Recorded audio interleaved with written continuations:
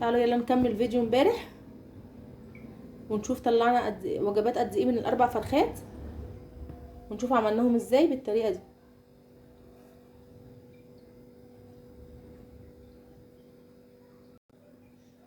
السلام عليكم ورحمه الله وبركاته. ازيكم يا حبايبي، عاملين ايه؟ تكمله الفيديو بتاع امبارح. احنا النهارده ده شكل الميه بعد ما نقعنا فيها الفراخ لمده 12 ساعه.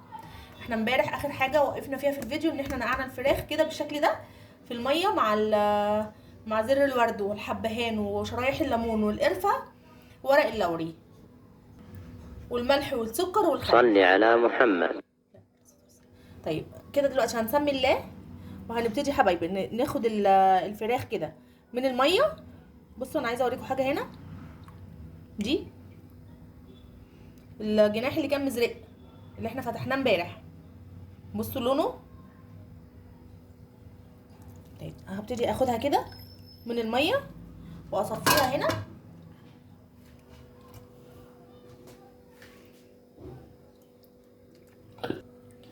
وابتدي افتحها 4/4 حبايبي. طبعا احنا كده هنشطف تاني بعد ما نفتحها 4/4.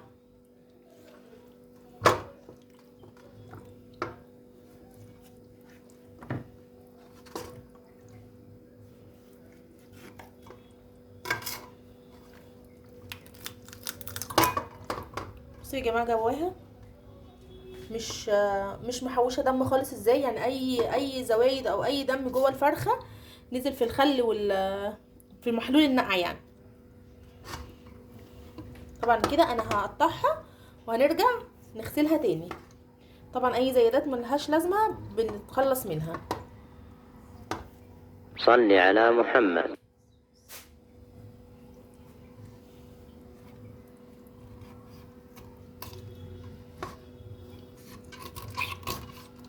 بالشكل ده حبايبي.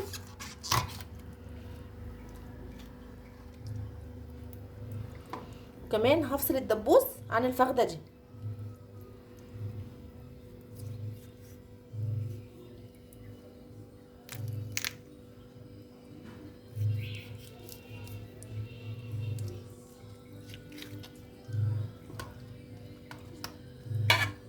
بالشكل ده حبايبي.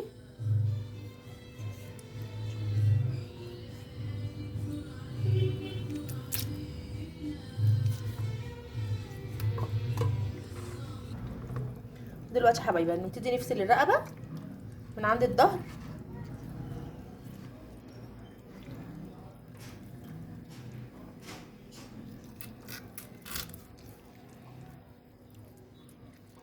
بالشكل ده.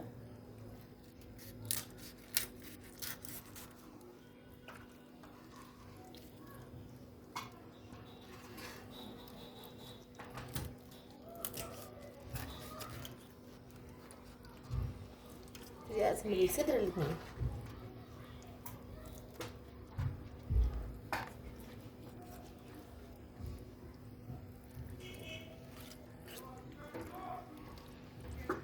وابتدي كمان افصل الكتف من هنا.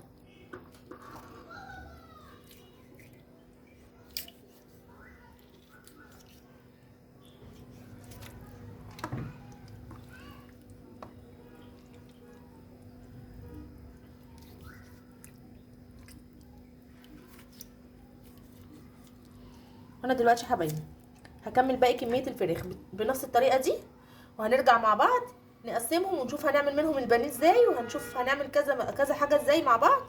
بس انا هكمل بقيه الكميه وهرجع اغسلها علشان اشيل منها اي ريش رفيع زي ده كده. هغسلها كويس جدا وهرجع لكم. دلوقتي حبايبي انا غسلت الفراخ، بس علشان هنا ما نبقاش في زحمه فانا جبت جزء منها، وهنبدا بالصدور. زي ما انتم شايفين انا خليتها بالشكل ده من العظم خالص. طيب انا سايبه هنا واحده بس بعضمها عشان اوريكم انا بعملها ازاي. بصوا حبايبي انا بعد ما قطعتها 4/4 طبعا شلت السمين اللي على الوش، وهبتدي اجي من عند القرقوشه من هنا كده وبفصلها بايدي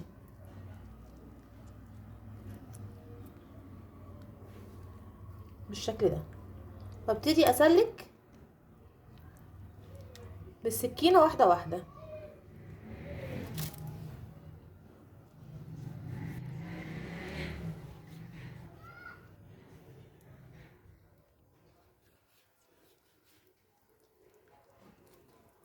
طبعا انا عارفه ان في طرق اسهل من كده كتير، بس يعني انا بعمل الطريقه اللي تناسب ست البيت. يعني انا من الناس اللي ما بتعرفش تخلي الفراخ قوي، بس الطريقه دي سهله، ممكن اي حد يعني يعملها. ابتدي اسلك كده حوالين العضمايه خالص،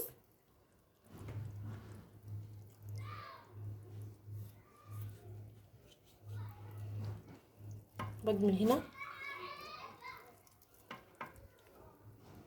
وبتسلك معايا بالشكل ده.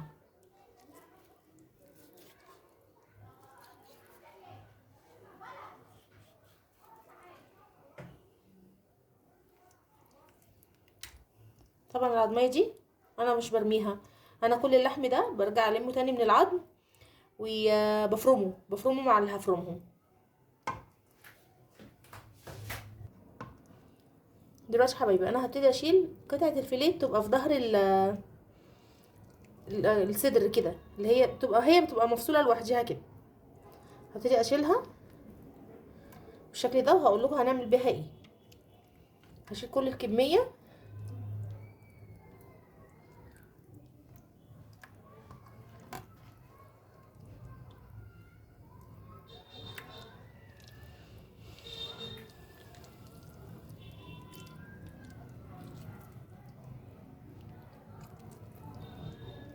هي بتتشال بالسهل قوي يا جماعه، لان هي اصلا بتبقى مفصوله عن الصدر، هي سبحان الله بتبقى ليها مكان كده لوحديها مفصوله عن بقيه الصدر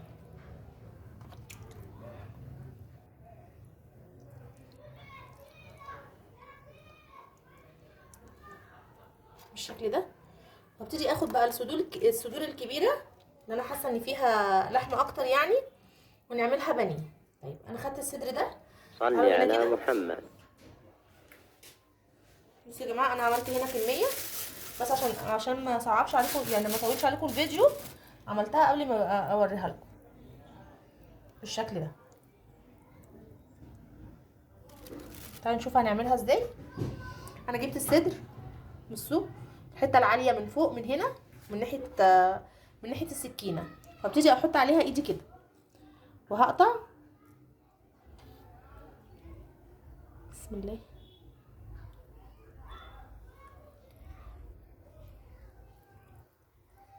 بصوا انزل على ما فيش، هو انا المفروض افضل مخليه ايدي، بس انا شلت ايدي علشان تشوفوها.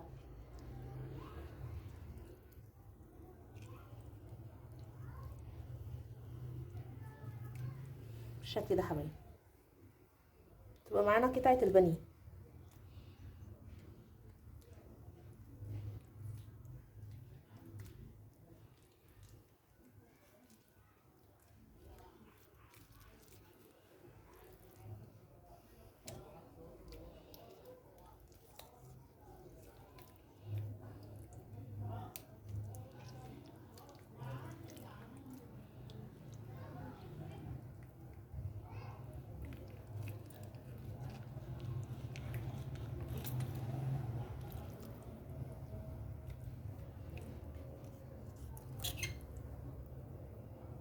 بصوا هنا في عضمايه.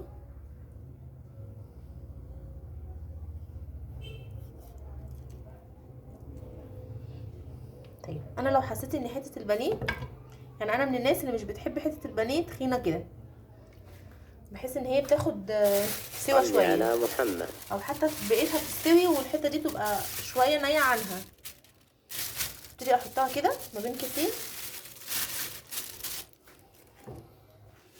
لو عند حضرتك المدق بقى ده بتاع اللحمه او البانيه او ايد جرن او ايد الهون يعني، هبتدي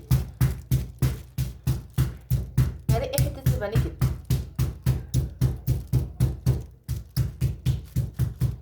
متاخدش وقت خالص، بس طبعا ما نفضلش ندق عليها كتير علشان الانسجه ما تتقطعش مننا، تبقى معانا بالشكل ده.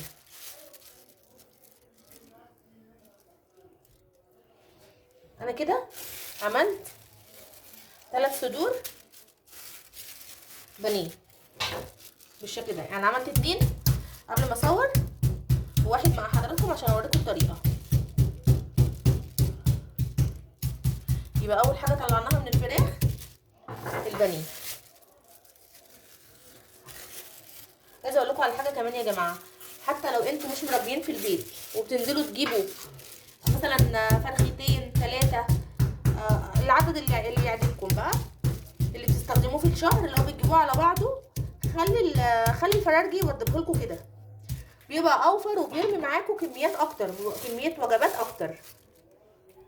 طب انا كده معايا اول حاجه البانيه دي، اخر حته اهي هرقها بس.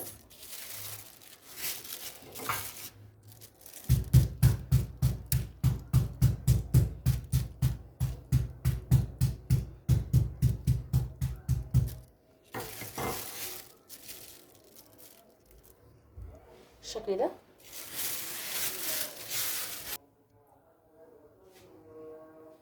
ومعايا هنا القطعه اللي انا شلتها اللي هي الفيليه ديت، هشيلها كده زي ما هي بالشكل ده، هعملها ستريبس.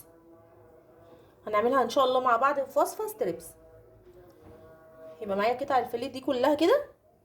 طبعا عايزه تزودي ممكن تزودي بقى من الصدور عادي، بس هي الحته دي عشان تبقى ناعمه فبتبقى احلى. وهشيل كمان صدرين سلام كده زي ما هما، انا عايزاهم سلام كده لاي وصفه بقى هحتاج فيها صدور، هحتاجها بقى اعملها بانيه، اعملها مكعبات في اي وصفه تاني، افرمها واعملها كفته. بس انا دلوقتي هفرم معاكم كمان مفروم، اللي هو كمان هنعمل صدرين دولت مفروم، وهاخد كمان صدر، ممكن اخد الصغير ده ونشيل الكبير ده، اكمل عليه على الستريبس، هقطعه شرايح بالشكل ده.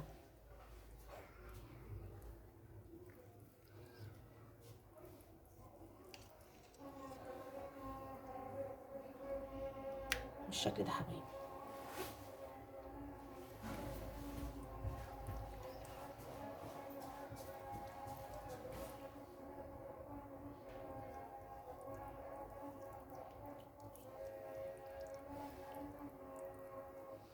طيب دلوقتي انا هفرم الصدرين دولت في الكبه، وهحط الحاجات دي في الاطباق بتاعتها، وهرجع نقسم مع بعض الاوراق.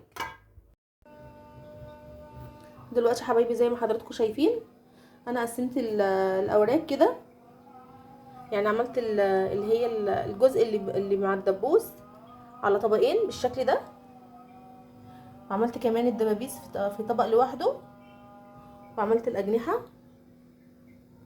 دي الكبد والقوانص، ومعانا كمان المفروم والصدرين اللي سيبناهم سلام،